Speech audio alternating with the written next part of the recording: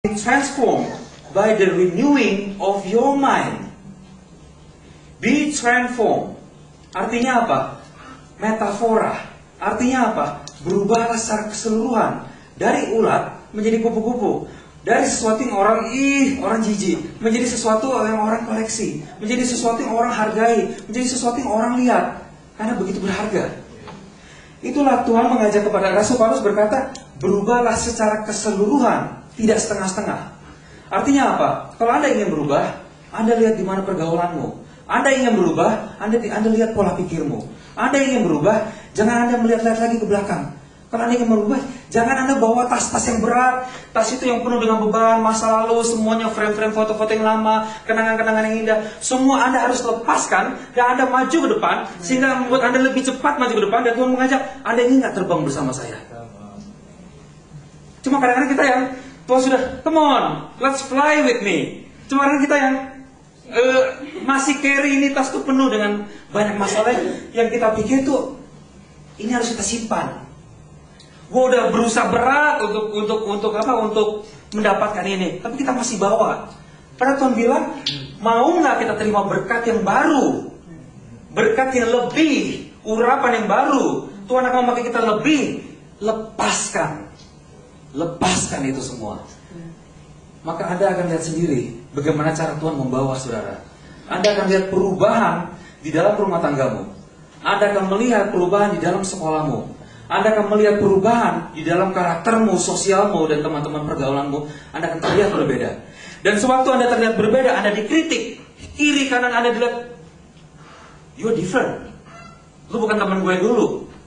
Anda dikritik oleh suami atau oleh istri, oleh anak dan sebagainya. Tapi Anda akan tahan.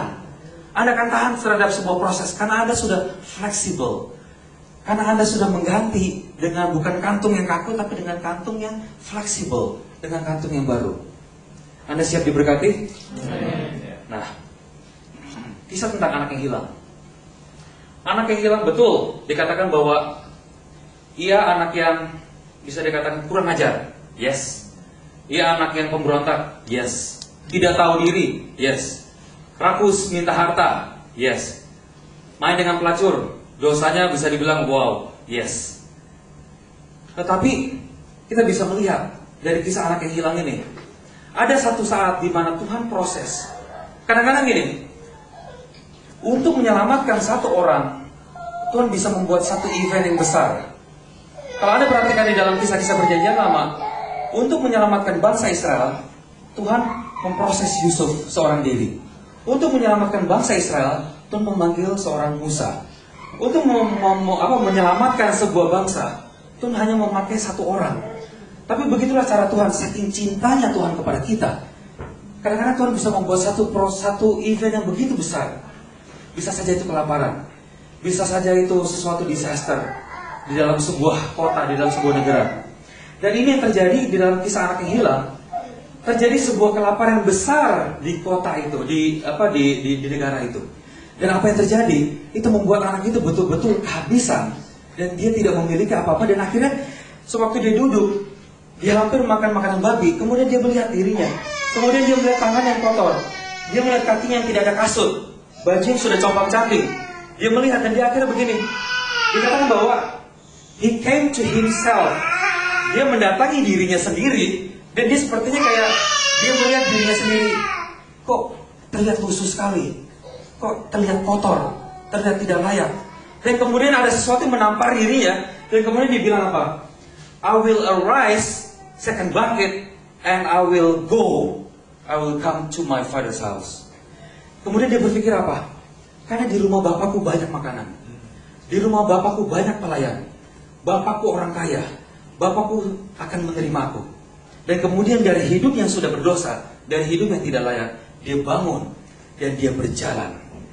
Akhirnya sampai dia ke dalam ke halaman rumah papanya. Tidak tahu akan papanya terima atau tidak. Tetapi akhirnya papanya itu terima dia. Dan menggantikan semua apa yang sudah kotor, apa yang sudah tidak layak. Digantikan dengan jubah yang baru. Digantikan dengan kasut. Bahkan diberikan cincin otoritas. Artinya apa? Artinya mungkin kebanyakan dari kita, mungkin kita merasa hidup kita sudah kotor. Kita merasakan hidup kita sudah tidak layak di hadapan Tuhan. Kita merasakan kalau sudah Tuhan, orang lain saja. Saya tidak, ini berarti ini bukan untuk saya. Lihat untuk cerita anak yang hilang ini. Dia melihat dirinya, dan dia melihat Bapa di surga, dan dia melihat Bapaknya, dan dia mendatangi Bapaknya, memberanikan diri. Dia merasa bahwa tidak, hidup saya tidak seperti ini. Saya tidak harusnya hidup seperti ini, tapi seharusnya saya hidup di rumah Bapakku. Saya seharusnya hidup layak. Saya seharusnya hidup diberkati. Saya seharusnya hidup tidak seperti ini. Dan akhirnya dia datang, step out. Itu yang Tuhan mau dalam hidup kita. Apakah kita mau step out dari hidup kita yang sekarang? Apa kita mau diberi otoritas yang baru, diberi berkat yang baru, digantikan jubah yang baru, kasut yang baru? Apakah kita mau? All we need to do is just buang pola pikir yang lama, tinggalkan semua itu, dan step out, maju, mendekati rumah Bapa, mendekati Yesus, mendekati Dia yang tidak pernah berubah, mendekati Dia sebagai penuang anggurnya, memiliki anggurnya. Itu yang Tuhan minta dalam kehidupan kita. Saya minta musik untuk maju ke depan dan juga singers.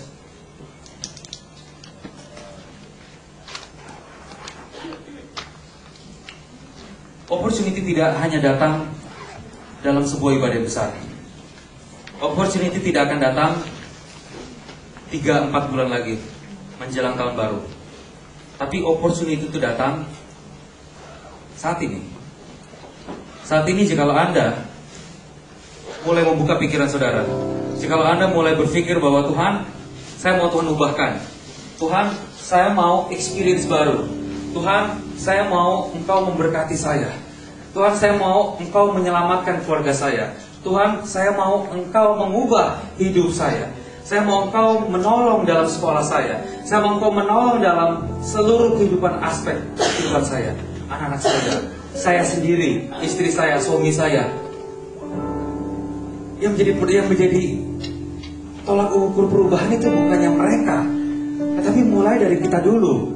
Apakah kita mau Tuhan ubahkan atau tidak?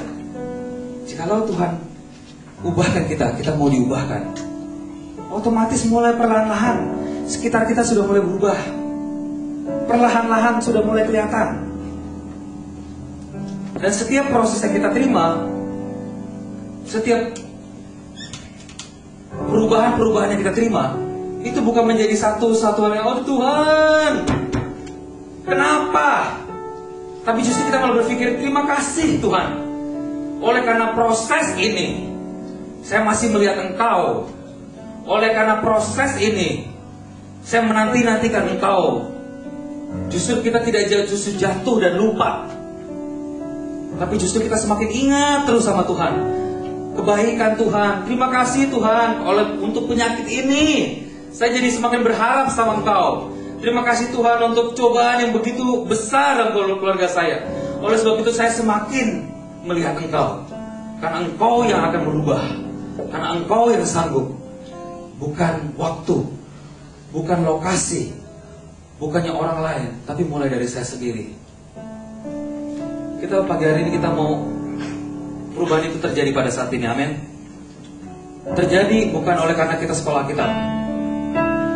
Terjadi bukan oleh karena kita sekolah teologi, tapi karakter itu terjadi oleh karena Anda mau pada saat ini Anda lepaskan karakter yang lama dan Anda mau terima karakter yang baru.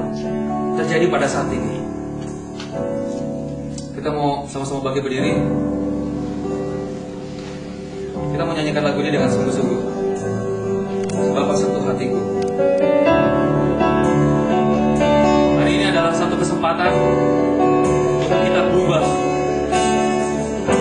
Kalau Anda merasa Anda berputar-putar pada titik yang sama, Anda merasa Anda sepertinya tidak naik,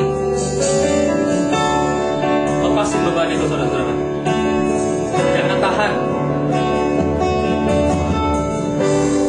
Tuhan siap memberikan anggur baru pada pagi hari ini.